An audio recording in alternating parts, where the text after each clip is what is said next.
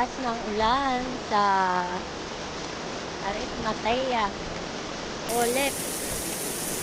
Pinalitan yung Arizmatea, ginawang Our Lady of Eternal Peace. Ginawa ng ulit. Yan, napakalakas ng ulan po ngayon dito sa ulit. Nakipaglibing kami pero inabutan kami ng ulan.